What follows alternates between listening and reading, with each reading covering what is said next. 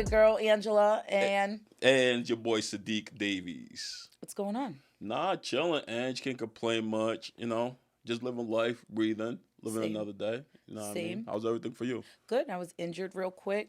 Ooh, Had a little boot, little Ooh. accessory, but I'm Ooh. fine now. I How the rolled hell my did that ankle. happen? Rolled my ankle. Just Playing walked. basketball? She's a baller. You're stupid. No, I wish it was something cool, Yeah. but it wasn't. I was walking, Ah, damn. and then I just kind of like Just the just ankle rolled it a little bit. I remember one time I was Kennedy Plaza, downtown Providence. So the roads in Providence just suck. Yep. They either have potholes or they kind of dipped in. So I remember one time, this was years ago when I used to take the city bus, and I have bad ankles too. And I was walking across the street, and I just felt my foot stepping like a dip in the road. I fell right in the middle of the street. In Kennedy Plaza? In Kennedy Plaza. In front of the girls? Yo, in front of everybody. I got up so quick, acting like nothing happened. Were you with anyone? No, I was by See, that's myself. the worst. I was by Falling myself. or tripping when you're by yourself is the worst. Because if you're with someone, you can kind of laugh it off. Yeah. Key. But if you fall by yourself, it's true, you just got to get up. And People saw that. People saw, man. But you said it was back in the day. That was back in the day. So it's good, no cell phones. Because if you did that now. That's true. You did that now. World star. You'd have been on TikTok. For sure. For real. You would have been on one of those Rhode Island pages. Oh my god. Those new one that's what's going on in Rhode Island. Yeah. Man falls in Kennedy Plaza and just gets up and scurries away. Oh, that's Sadiq. Yeah. And then you would get the text messages. No, facts. I will. I would have been getting tortured. I have friends that love cracking jokes too. Yeah. I would have heard it. I would have definitely heard it. I would have been one of them. I bet you. Because don't fall in front of me. Nah. Please don't. Don't ever fall in front of me. That's gonna bust balls. I'm gonna laugh. and even if you do get injured, I still have to get the laugh out. Yeah. And so you'll probably be mad at me. So just don't fall in front of me. No one can fall in front of me. The other time somebody's gonna have to get pissed off just because you're not. Everything will probably be a joke for you. It's not that it's a joke. I don't know. I awkwardly laugh if somebody falls. I've always done it, and I'm never gonna stop. I'm mad immature. I don't care. It's funny. If somebody falls, it is funny. Yo, that's crazy. You're such a troublemaker, Ange, man. Oh, man. So, even this week's just been crazy, How can I explain it? I'm dealing with a situation with one of my clients right now. Oh, no. FYI. Yeah, dealing with a situation, new construction build. Always a It's a problem. So we're trying to figure out how to navigate that. So we're going to talk to the attorneys coming up this week, try to figure out how Are you on extension after extension already or no? Extension after extension after extension after extension. My clients are pissed off. I'm actually upset, and I just found out something. Not going to go deep into it, but I found out something. And it's definitely, when it comes to real estate, one thing I could definitely say, there's a lot of unethical processes that's involved. It's unfortunate because whether you're the agent or it's your client, you feel it. Yeah, but then the new construction, there's so many moving parts though. Yeah. Things that are out of our control. The last new construction deal I did, I think we were 8 months behind. No, I think there's certain things that are within control. When you find out about, like I said, I'm not going to go deep into it, but when you find out about a certain situation, it makes you question how the type of if people have ethical mindsets. Yeah. Yeah. But it is what it is. What about you? Not much, Showed a couple houses this week. Nice. Busy too. Yeah. So it is nice. It is nice because I went through a little bit where I was taking buyers around and things seemed a little slow. And I know we talked about it a couple weeks ago where, we're still seeing that movement and that momentum. But there are some houses where I'm I'm the only one here, but my buyers just unsure of what the market's doing. But no, it's been pretty busy. Yeah.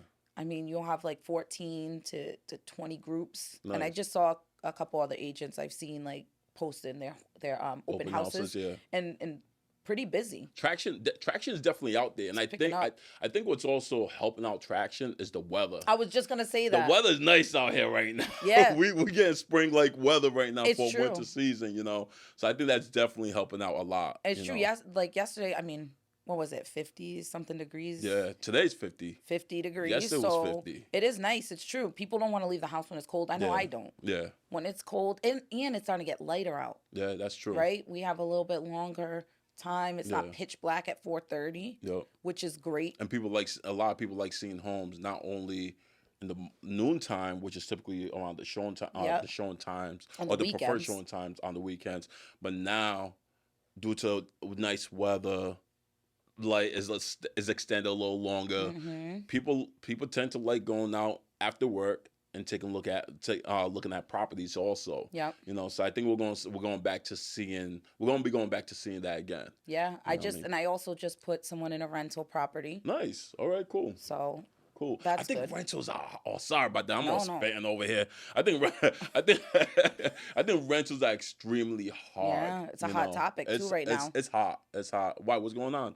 So I don't know, like, how much you keep up with Rhode Island politics. Yeah. Whatever. Funny, I said I wouldn't do politics. I try to tell you that's where you need. I That's wouldn't where get you into need politics, to get into because but that's where it's at. but it is really important. So, with election season coming up, people start delivering their platforms, and some like local representatives are definitely going to be reintroducing some tenant bills, Ooh. specifically around rent increases, and really trying to have some control over that so rents can't get jacked up. All right.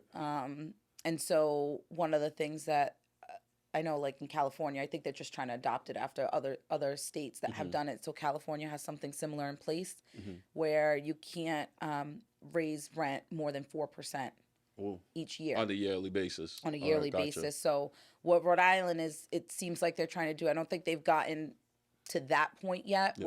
where they're assessing a dollar amount. But they are wanting to extend rent increases. Like typically it's 30 days, right? Yep. Landlord would give you 30 days to increase. They want it to be more like 120.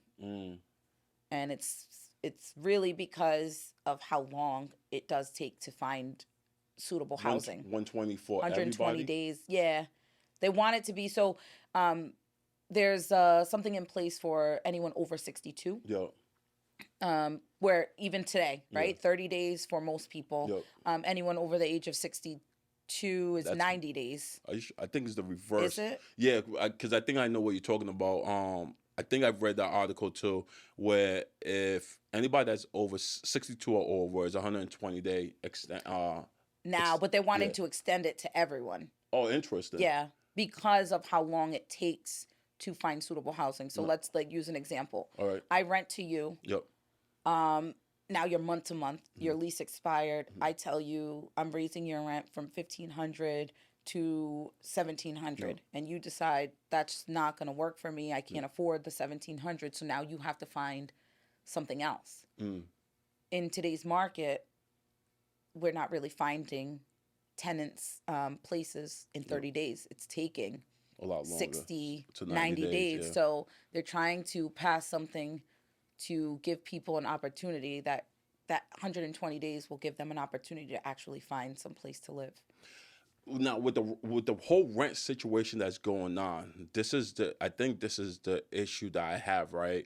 Is that it's affecting both the tenants and it's affecting the landlords, right? Yep. Landlords, we all know that home prices are high right now. Yep. So all these landlords or all these buyers are purchasing home prices at the new market price. I guess that's what you want to say, right? And then, but where does the shit rolls down the hill, right? Right. Unfortunately, let's be real. And landlords have to pay their mortgage, right? Right. They have a mortgage to pay. So I feel like a lot of tenants that's out there so this, if you're on social media, you hear a lot of these people that rent properties, they complaining and so forth. Oh, why is rent so high? Boom, bada bing. But what they don't understand is that landlords have a mortgage to pay. They have to be able to charge what is suitable or what they feel is suitable to be able to cover their mortgage. Right. But unfortunately, it's affecting the tenants. Yeah. Because we're in a situation because they're absorbing the cost. They're absorbing the cost, and they don't have the income to support that cost. Right. It's crazy. Right. So when I was like just doing like some research, Yeah. a hot topic is potential rent control. Like New York, you know, and like there are some buildings and some areas in New York City that has rent control. Like a landlord can't exceed a certain dollar amount. All right. Like flat out. So there's people that live in units today in 2024 New York City and are paying only $1,200. There's like a rent cap. And it stays with the unit. That's why you have like some families that have like lived in the same apartment for 30 plus years, like the grandmother, and now like the granddaughter passed it down. It's grandfathered in. And so there's talks about that. I didn't see anything like associated with an actual bill just yet. But I think those types of things are going to be presented as, you know, we get closer to and in the thick of elections. We might see a little bit more of that, which I have my concerns. And it goes back to just what you were talking about, right? Are we going to take into account, when I say are we, I mean politicians that are trying to pass these or talking about all this stuff that's going on, have they accounted for those people, those consumers really that have purchased homes in the last 3 years? Because going back, okay, you had a house, you had a duplex, you had the listing, and I took clients to see it, but they were FHA, remember, so they're only putting 3% down. And once we did the math, and I looked at rents in the area, for them, that house wasn't going to work. Because they would have had to, in order to meet their mortgage payment, they would have had to charge more than $2,100 in order for it to make sense. And for them, it didn't make sense. If somebody was buying conventionally and putting 10, 15, 20% down, then yes, maybe they could have, because in that area, market rents were like more like $1,800. And so that's why it didn't make sense for them. What if they did buy that house, right? And now there's some kind of rent, you know, freeze amount. You can't exceed a certain amount. What does that do to them? What does that do to the people that have bought high? This is not like a black and white issue. And I understand that, you know, people can't afford rent, but where's the real problem? Is the real problem that rents are too high? Or is it that people are not getting paid fair and equitable wages in order to sustain? Talk dirty to me. Let's talk dirty right now. So I totally get your point, right? I think where my issue lies, for the most part, is the uncontrollable factor when it comes to home prices. Unfortunately, we can't control home prices. Home prices are based off what other homes sold for within that local area, you know, and you try and comp those homes, right? So the issue that I see is like, it goes back to what you were saying, is like, how can these people, or how can we control, or how can we set caps? Is it even feasible to set caps? Because if you're going to freeze rental caps, that means you should freeze home prices, I feel like, right? Because some way, somehow, because if you're purchasing a home for $550,000, right? Let's say that's probably maybe a 3-unit right now, right? And there's a rent cap of $1,500. That's not going to justify the owner's mortgage. It's going to be a loss for them. 1,000%. I mean, we already see that in multifamilies when you're talking about self-sufficiency, right? Some people can't even buy a certain multi in today's market because the self-sufficiency. And if you don't know what self-sufficiency is, it basically is like, what are the rents and does it make sense according to what their mortgage payment is? And which is based on a 3-unit, basically. Based on the 3-unit. So, and then the other thing though too is like, what changes? We talk about this all the time. It's like kind of real estate and mortgages 101 when you're sitting down with a client, right? You're going to get a fixed rate mortgage, but there are 2 variable factors, taxes and insurance. So what happens when taxes and insurance go up? And I know it's happened because I've had past clients. I have past clients calling me, asking me like, hey, why did my mortgage go up? And I'm reminding them, like, I'm reminding them, and I'm like, hey, remember when me and your loan officer kind of talked to you about tax and insurance going up? Yeah, you probably were assessed and your taxes went up. Home insurance is going up because Yep. the cost of materials goes up. Yep. And insurance, learn this from an insurance agent, it's based on basically if your house would be flattened, Yeah. destroyed in a fire, whatever, Mm-hmm. what does it cost to rebuild that? Yeah. So your insurance rates are based on that. And that's why we're seeing them go up. That's why we're seeing insurance rates were some of the highest during COVID. Remember, lumber was really high. So if in that time your house was flattened and you had to rebuild, you were rebuilding with the most expensive lumber. Yeah. So they have to factor that they in. have to factor that in. And not only that, we've been getting a lot of floods lately too in Rhode Island. So that's causing a lot of insurance everywhere. So there's been a lot of insurance claims in regards to that. So I can only imagine that's probably also what's affecting homeowners insurance to go up. Just like you, I've been receiving calls from my clients. Sadiq, my mortgage is high.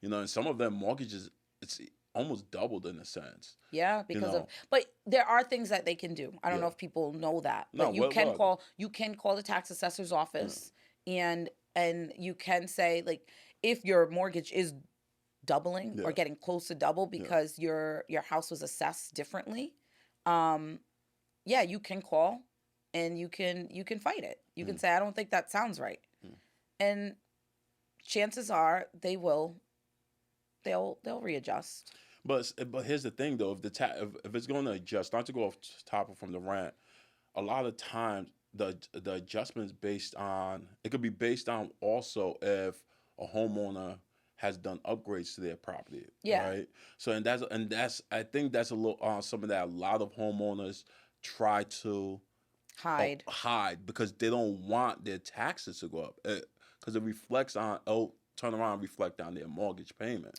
I mean, really, when you think about it, unless you're adding crazy amounts of square footage, like, I'm sorry, a good granite, like adding golden Calcutta to your house in Providence is not, and it should not be making it so that your assessment doubles. It just shouldn't. If you're adding square footage, then yes. Possibly. Because remember, it is based on, like, if a house is a certain size, you're going to be priced differently. No, I totally, I guess it definitely makes sense. Actually, it definitely makes sense. I think also another thing that I'm concerned about with a lot of these individuals that's renting homes is that a lot of them don't understand that the average 2-bedroom apartment is about $1,900 right now, right? To be able to afford a $1,900 2-bedroom apartment, you're going to need to earn an income close to $80,000. Yep. The national income in Rhode Island, the median income for Rhode Island residents is $41,000, right? So I also read online that Rhode Island has the number one highest rent increase. And in terms of metro, number 14. So to have the highest number one rent increase across all 50 states, that to me that's wild. And we're the smallest. Yeah. And our average median income is $41,000. How can people really survive to be able to afford to pay today's and that's my rent? Point. That's why I feel like it's a bigger topic than just rents. Yeah. There's a broader topic there. And I feel like adjusting and fixing rents, which obviously is a need for a lot of people. Homelessness is up. Homelessness is something really we've up. learned over COVID is that people are a paycheck or one missed mortgage or rent payment away from homelessness. And people are living credit cards. Credit card are like all-time high. All-time high. So, and that's a whole other topic, right? Is like is the issue that credit card companies get to charge 27%, right? Interest. And so people are not able to pay these types of debts down. Yeah. I just think that there's definitely a broader topic, and I don't want it to get lost and kind of put on just even lower level like politicians. Like, should that all fall on on local representatives to fix a national issue? I was going to ask you that. Who do you think is at fault? Do you think that it's the people that should be at fault, or do you think the politicians should be at fault? So historically speaking, I think deflecting and it's a good idea to have to pit people against each other. So it's very easy to pit tenants and landlords against each other. That's easy, right? It's very easy in places where there's a lot of poverty to pit somebody that is poor, that lives below poverty level, to the people that live just over poverty level against each other. Like, you just think about it. Like, people like us, normal working class people, right? They constantly have an opinion about welfare and all of this.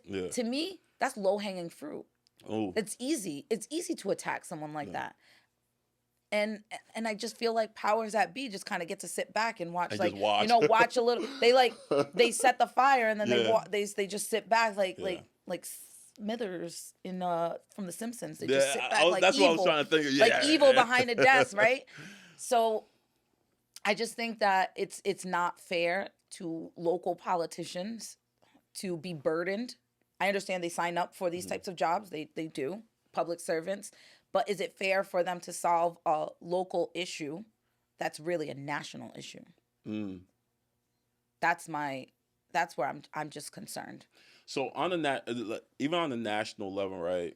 On a national level, from an article that I read, and I'm not into politics like that by any means necessary, but based on this discussion that we're having today, I think it's very important for people to understand what's going on in the housing market.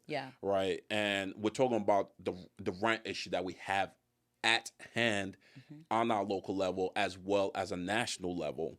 And one of the things that I read was through the policies that the Biden and Harris administration are trying to gear up, is trying to find a way to support tenants, right? And they try and put policies in place where it could be pushed over to local states, so they could be able to follow these guidelines. Again, pushing it off to the. Well, but doesn't it operate like that, right? You have a tier system, right? You have the hierarchy, then everything all trickles downwards, right? So, isn't it supposed to operate like that? Yeah, yes and no. Not if you're painting someone in a corner. Not if you're saying these are your only options. But what other options do you have, right? People need to be paid fair and equitable wages so that they can sustain. It does not make sense that today, right, somebody that they make under the 80 grand, and really take home is going to be more like 60, just over 60,000, right? Those people today, if that's a single person, right, generally speaking, cannot afford to enter the home buying market, right? But they're affording a rent. They're affording a really high rent, and now they go apply for a mortgage. Let's just say their rent payment is $2,000. They live in one of these mill buildings. They'll go get pre-approved, and they tell them that really they qualify for $1,500 a month. That's what their monthly payment would be. The argument is always, because I used to do mortgages, is always, well, if I can afford a $2,000 rent, I know I can afford a $1,500 mortgage payment, right? So the rent issue is clearly an issue. I don't want to like make it seem like I'm insensitive or leaning one side, but I don't think it makes sense to be like fully like give tenants everything. Because here's another spin. Have you sold a multi where you come in and the rents are so beyond, like, below market rent value? Like, 100%. I mean 1996 rents, like early 2000s, right? Right, and it's great for the people that live there, right? They're getting away with paying under $1,000 rent. With it, But now they have to find somewhere else to live. That sticker shock going from their early 2000s rent to what is today's rent. Market rent, that is insane for them. So it's like, did we do a service to them? Like, did we handicap? Like, these people, their rents were never raised. This episode is brought to you by Caltif Investments and Consultants. If you're looking for investments for new construction, home, or renovation project, they definitely can provide that service. If you're looking to rent or lease a property, Caltif Investment is the way to go. If you're watching this from our Instagram page, definitely their handle will be within the body of the post. If you're watching this, the full episode on YouTube, definitely send me a message and I'll definitely connect you. It's called the Netwrk for a reason. And I think that's why it goes back to that 90-day, 120-day to inform the tenants that of the rent increase. But it sucks because the owner who owned that property, they're walking away with straight cash, lucrative cash, because they've owned these multifamily homes for quite some time. Yep. Now you have a new buyer who's purchasing this property. They're purchasing the property at a high price. The tenant that was already there paying market rent, they either gonna have to decide, like you said, they either gonna have to decide that they want to stay and pay the new market rent, because that landlord's not gonna let them slide. You know, they can't afford it. They cannot afford it. They can't afford it. Or they're gonna have to choose to move out and pay market rent somewhere else. And some owners are also doing so they can avoid or assist the tenants that's there is basically locking tenant. They know they're going to sell the house, but they lock in tenants in a year lease just by increasing their rent just a little bit, but not where it's market rent at, you know. And I think that kind of helps, you know. It helps the tenant, but it does not help the new buyer of that house. And you eliminate a big buyer pool too, because it's like we said, the self-sufficiency. Exactly. If the rents don't make sense according to what the house costs, that's why it's a very complicated topic. It is. This is not black and white. Yeah. You can't say, oh, you can't lean too far tenants. Yeah. You can't lean too far landlord. Talk that dirt. You can't do it because, and there's gonna be no perfect answer, right? Facts. Like there are gonna be people that don't like how, you know, the pendulum swings. It's just gonna be the way it is. Yeah. I just would hope that any of these like local politicians, national politicians that are looking to kind of create some kind of balance in the rental market, that they take into account that this is not a black and white topic, that you still have consumers, like every investor isn't a bad person. Yeah. Every person that chooses to buy a multi and use that property as a business is not a bad person. Yeah. So you can't vilify a whole subset of people when you still need people to buy houses and rent them, right? Not everyone wants to buy a house. Like, let's just talk about that. Not everyone wants to buy a house. Yeah. And that's 100% fact. And that's fine. And that's fine. That's true. Right? Yeah. So they're choosing to continue to rent. Yeah. So you need these rental properties. And I think a lot of people it's not that they choosing to continue to rent. Well, they are choosing to continue to rent just for the simple fact they don't want to pay. They don't want to pay. They don't want, because they don't want to deal with the headaches of owning a home. There's different reasons why some people rather prefer renting versus owning, you know, but you know, that's to each his own, you know. Right. Let's use simple math, and this is, I'm just throwing this out. Let's just say for a big three like a triplex is gonna say the overall mortgage payment with taxes and insurance is $6,000. Yeah. That means in order to break even, each of those rents have to be $2,000, right? But hear me out. Like, people that are renting, you don't know how this all works. Would you want to break even when you have to consider that you have sewer to pay, you have sewer and water to pay? If appliances in that house break at some point, you need a cushion. Yeah.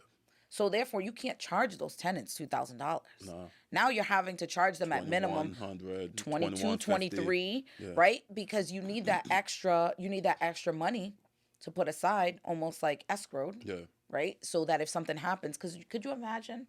And it could. This is not like some outlandish, like, hypothetical situation. Yeah. All three of your refrigerators or stoves can go at once. At once, they could like all go. $800 to $1,000 depending on the price point. and now And you all already know Yeah. living in a house without functioning appliances Yeah. is like basically the property can be considered condemned. Yep. So now landlord has to work quicker. Mhm. They don't have very many choices, right? Mm. To get you a new appliance in there. Imagine that, having to buy three Yeah. appliances all at once. That's why I think if you are a buyer who's looking to tap into the market and buy a multifamily home, at least have some type of safety net Yep. or some funds saved, right? Emergency funds saved. Because here's what I differ at. Because of where we're at currently in this market, if you could break even, I think you're fine. If you have some form of reserve saved. If you don't have reserve saved and you're breaking even and something does fail, like you say, that could be an issue. Right? Yeah. Now you end up in the negative. You know what I mean? But if you're in a situation where you have reserve saved and you can afford to pay for certain things to be fixed when it does come, cool. But then but refrigerators are a small item of things that could break in the house. Oh, 1,000%. You got a heating system. Yeah. You got For sure. Yeah, so and those could be like depend. Those are thousands of dollars. Right. Now it depends on So the what situation. I would like to see from a legislative perspective is there to be some kind of assistance in that realm, right? Like for the landlords. Yeah. Especially new landlords. Yeah. There should be some kind of incentives, especially for newer homeowners. Because like I said, let's not vilify people for choosing to invest in a property and run it like a business. Yeah. But there should be some kind of incentives for that. They are still providing a service that we need. They're providing rental units, and we need them. Yeah. And multifamily, if you're owning a multifamily property, look at it as a business. 1,000%. Don't look at it as just owning a home, right? Yes, it is a property. It is an asset, but you have to treat it and make and have a function as a business, right? Because you never know what that multifamily could do for you in the future. You could pull some of those funds out and buy yourself another multifamily or whatever that looks like for you, wealth building wise, and continue to grow. Yeah, and it's not even necessarily always about like the monetary aspect of it. There's so much multi-generational living that's happening. So we are going to start seeing some accessory units become more of a thing.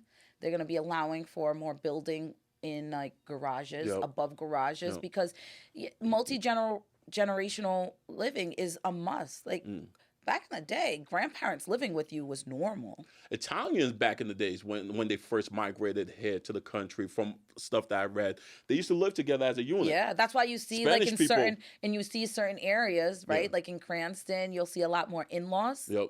That's where that Makes came sense. from, because they're Gotcha. moving their in-laws. That's multi-generational living, and it's not just because there's help with cost, right?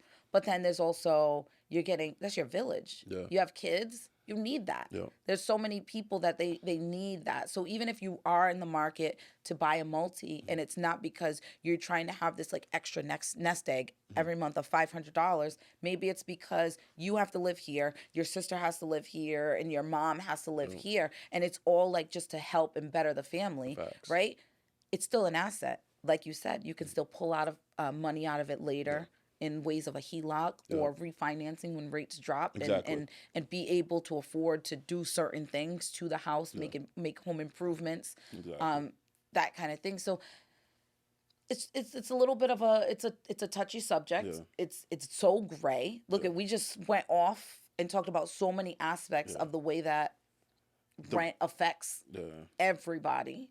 But what's dope, I think you told me about, nationally, we have people trying to turn old office buildings into rentals, into rental apartments. And those are conversations that I've heard with different investors. Right? That a lot, and this was before articles that I saw, right? That a lot of these investors were already having discussions. People that like are hardcore in the game of investment, stuff like that. And they were saying, watch, Sadiq, you're going to see a lot of these abandoned, vacant office spaces will become the new apartments. And boom, you're starting to see that. And it does make sense. And people are working from home, right? Remote, do you need hybrid work? Yes. Do you need these? But now the other question, right? Are they going to turn these into luxury places and push people out? Or is this an actual remedy to some of the rental issues that we're seeing locally and nationally? I think it's actual remedy because based on stuff that I've read and research that I've done is so I guess they go and break it down into percentages, right? This percentage is going to be for affordable housing. Yep. This percentage is going to be for, I guess you want to say, one thing HUD is going to do. One thing HUD is going to do. HUD is going to kick in the door and say, we need affordable housing. Right. You got to make sure this. Right. HUD is going to come through. And they will definitely come through.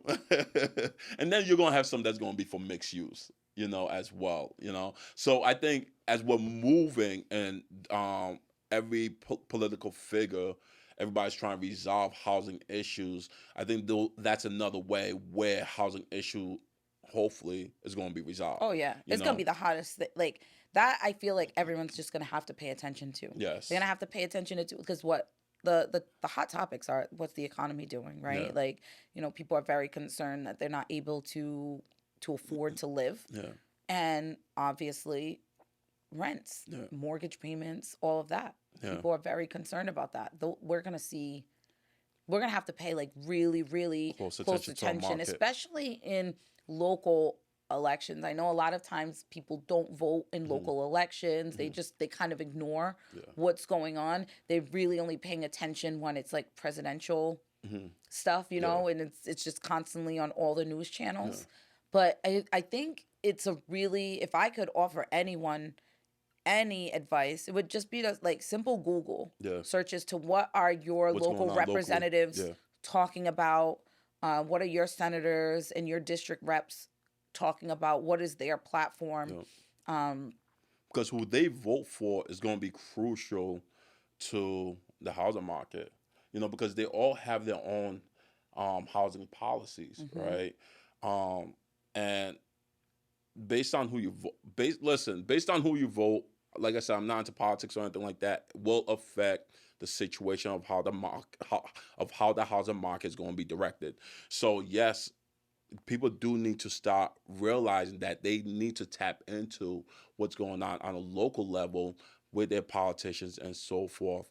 I think the trajectory of what we're going to be seeing is going to affect people. I wonder if it's going to affect people within the next 5 to 10 years. Or within the next presidency, should I say, which is 4 to 8 years, whatever that looks like. I wonder how the housing market is going to play out, because right now, it seems like people are struggling. So much is going on. So hopefully we could somehow, some way, this whole situation could be combated. Yes. And something could be addressed about paying people fair and equitable wages, so that as it's being talked about and really no resolution is being made, people are at least able to, afford a bus pass. Yeah. Well, Rhode Island's a tenant-friendly state. We know that. Yeah. And a lot of the landlords will be the one being. I feel like they'll be the one being affected, more so. But if there's a way that the political figures, like you said, could find a way to incentivize these landlords, I think it could become a win-win situation. Yeah, they should find a way to incentivize people to actually buy a house, because studies show that owning a home gets you to a different economic status. It's not going to make you rich, right? Like buying a single family house isn't necessarily going to make you rich, but studies show that over time, you kind of grow a little bit more. So 60% of people living in Providence alone are renters. Yeah. That's a high. And I understand we are a tenant-friendly state, but are we doing a service to the consumer by just being a tenant-friendly state? Like, I think that it should be shifted to provide more education and ways into home ownership. Because if 60% of people in Providence are renters, and we know that there's always a rental issue, and it's because people are not being paid equitably, but we know that owning a property gives you a certain economic status. Are the powers that be kind of keeping people down? Right? If 60%, like that is not 60% of Providence are renters. But you also got to think about it. 60% of people in Providence might be renters, but we also don't have enough land right now to be able to build. See? So contractors, developers, they're having an issue trying to keep up with demand. Mm-hmm. So is it a factor that there's 60% people in Providence are renters, or is it a mixture of issues? There's not enough home being built, and then there are those who rather prefer to rent. Mm-hmm. You see what I'm saying? So I think there's a bunch of different factors that's affected this whole entire play. Yeah. You know, it's just, what do we do? Yeah, but we've guess we talked just about gotta this wait and before see. too. Like demographically, people flock to where their demographics are, Mhm. right? And so that's the other thing, though, too. If people are living like, I was having a conversation with someone just yesterday, Mhm.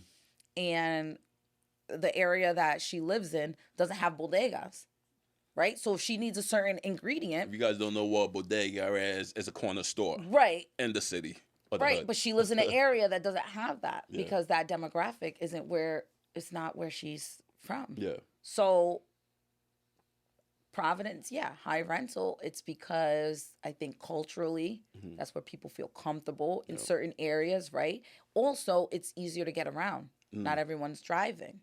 Public transit, right? You start going into more like suburban areas and you don't get a bus route. Yeah.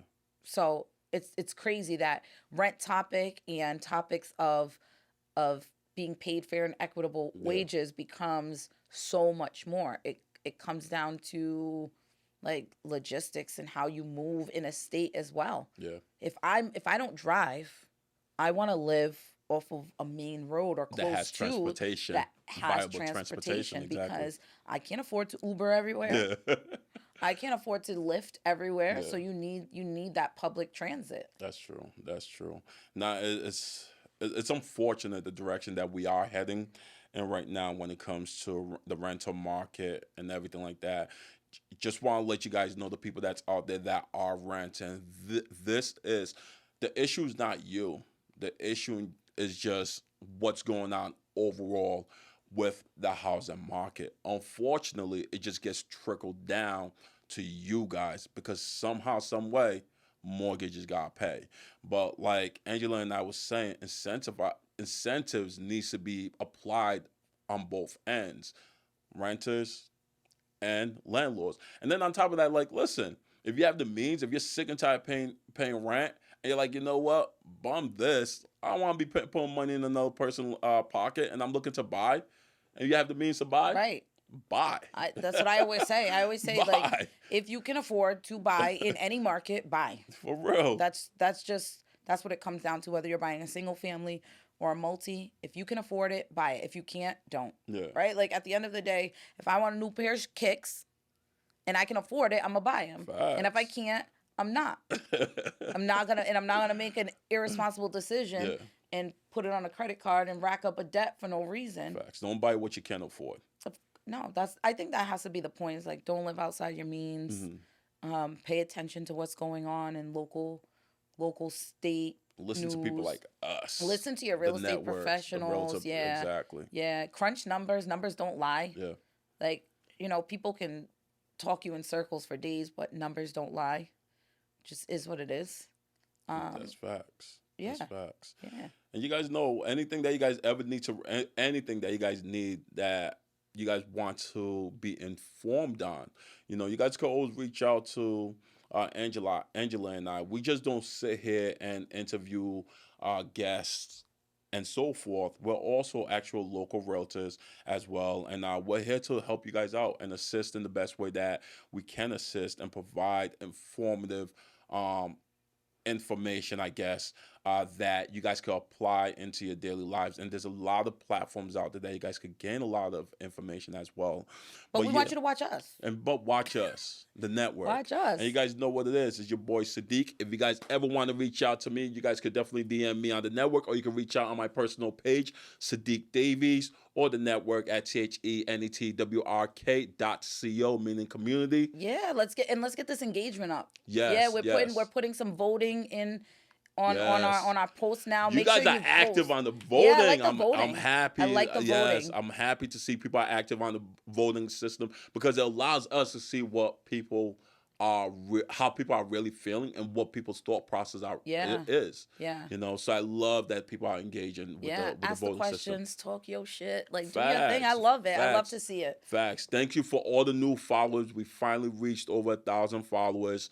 Thank you very much for those who finally followed, and definitely thank you very much for everybody who's been engaging and having some emotional connection to what's going on a local level, national level when it comes to the housing market, as well as the guests that we bring onto our platform. We definitely appreciate that too. Yeah, for sure. You know, so you want to close out? Yeah, I can close. No, you should close out. You open up. Well, you should close out. Do the money dance. Until next time, it's your boy Sadiq and your girl Angela. Let's get it popping. Catch you guys on the flip side. Peace. Let's go.